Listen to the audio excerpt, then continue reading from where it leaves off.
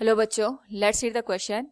Case base second. Suppose a person is suffering from hypermetropia. The near point of person is 1.5 meter. The near point of the normal eye is 25 centimeter. The focal length of the lens should be.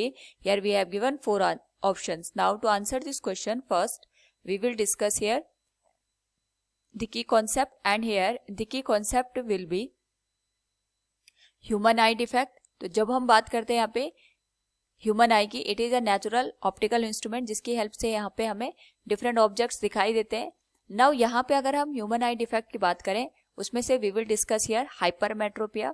तो जो hypermetropic person होता है उसे यहाँ पे जो near by objects होते हैं ये क्लियरली दिखाई नहीं देते हैं. लेकिन जब हम यहाँ पे बात करते हैं फार ऑब्जेक्ट्स की, तो जो हमारे पास हाइपरमेट्रोपिक पर्सन होता है इससे यहाँ पे जो फार ऑब्जेक्ट्स होते हैं वो क्लियरली दिखाई देते हैं.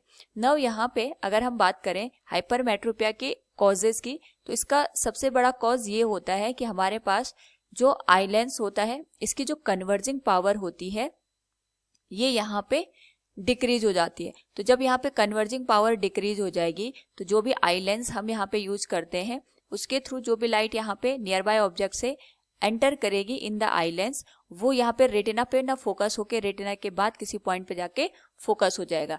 या फिर ऐसा भी हो सकता है कि हमारे पास जो आई बॉल का साइज है ये यहाँ पे डिक्रीज हो जाए. तो आई बॉल का साइज डिक्रीज होने की वजह से भी जो इमेज होती है वो रेटिना पे ना बन के इसके बाद कहीं पे हमें फोकस होते हुए नजर आएगी. नाउ अगर हम यहाँ पे बात करें इस पर्टिकुलर केस में कि अगर हम यहाँ पे इसको करेक्ट करना चाहते हैं, तो इसको करेक्ट करने के लिए हमें ऐसा कोई लेंस यूज करना पड़ेगा जो कि आई लेंस की कन्वर्जिंग पावर को बढ़ा पाए. और कन्वर्जिंग पावर को बढ़ाने के लिए हमें यहाँ पे कॉन्वेक्स लेंस का ही यूज करना पड़ेगा. तो ये आगे हमारे पास आई lens and this one is the convex lens. तो इस केस में जब भी कोई ऑब्जेक्ट यहाँ पे हमने नियर बाय रखा होगा उसके थ्रू जो भी लाइट रे यहाँ पे एंटर करेंगी, तो जो फर्स्ट लेंस हम यूज करेंगे ये लाइट रे को कन्वर्ट कर देगा और यहाँ पे आई लेंस तक उनको पहुंचा देगा.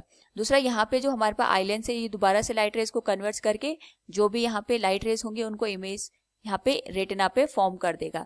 तो यहाँ पे हम कह सकते हैं कि जो हमने यहाँ पे लेंस यूज किया है फर्स्ट लेंस, इसकी जो यहाँ पे कन्वर्जिंग पावर होती है ये आई लेंस की कन्वर्जिंग पावर को बढ़ा देता है. या इसको हम इस तरीके से भी समझ सकते हैं कि जो लेंस हम यहाँ पे यूज करते हैं ये पर्सन के जो नियर पॉइंट होता है इसको यहाँ पे शिफ्ट कर देते हैं.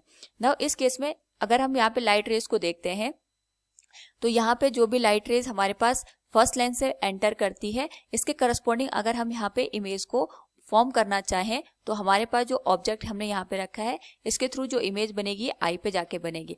नाउ यहाँ पे जो हमारे पास आई लेंस है इसके लिए जो लाइट रे है वो यहाँ पे ऑब्जेक्ट ओ से ना आकर के इमेज आई से यहाँ पे एंटर करती है. यानी यहाँ पे अगर हम बात करें जो हमारे पास यहाँ पे हमने फर्स्ट लेंस यूज किया है इसके लिए ऑब्जेक्ट की डिस्टेंस तो ये हो गई, और जो इमेज की डिस्टेंस होती है ये नियर पॉइंट के बराबर मानी जाती है.